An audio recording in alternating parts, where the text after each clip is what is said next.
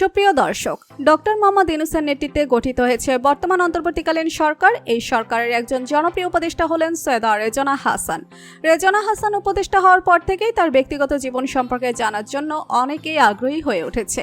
আপনারা কি জানেন বাস্তবে রেজওয়ানা হাসানের ছেলেকে বর্তমানে কি করছেন তিনি? বিস্তারিত জানতে ভিডিওটি না টেনে শেষ পর্যন্ত দেখতে থাকুন।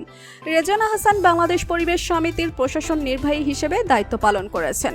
Rezwana Hasan Viqarunnisa Noon school and college থেকে মাধ্যমিক পাশ করেন। এরপর তিনি হলি ক্রস কলেজ থেকে উচ্চ মাধ্যমিক সম্পন্ন করেন।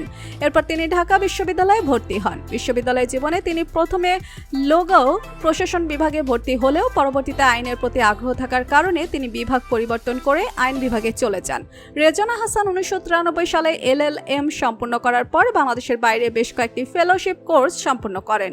প্রথম বাংলাদেশি নারী হিসেবে আন্তর্জাতিকভাবে গোল্ড ম্যান পরিবেশ পুরস্কারে ভূষিত হয়েছেন। এরপর রেজওয়ানা হাসান 2022 সালে সাহসী নারী হিসেবে আন্তর্জাতিক পুরস্কার পান।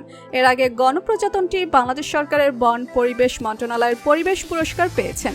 রেজওয়ানা হাসানের পিতৃ ক্লাব হবিগঞ্জ হলেও তিনি 1967 সালে ঢাকার ধানমন্ডিতে জন্মগ্রহণ করেন।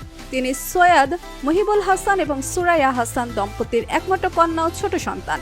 ব্যক্তিগত জীবনে রেজওয়ানা হাসান সহপাঠী আইনজীবী ও ব্যবসায়ী আবু বকর সিদ্দিকীর সঙ্গে বিবাহ বন্ধনে আবদ্ধ হন। বর্তমানে রেজওয়ানা হাসান 3 সন্তানের জননী। মেয়ের নাম নেহলা এবং ছেলে জাবির ও জিদান। রেজওয়ানা হাসানকে তার ছেলে জিদানের সম্পর্কে জিজ্ঞেস করা হলে তিনি বলেন, জিদান হচ্ছে আমার বড় ছেলে। তাকে দেখতে পুরোপুরি তার বাবার মতো লাগে। তার কথাবার্তা, চালচলন সবকিছু তার বাবার মতো।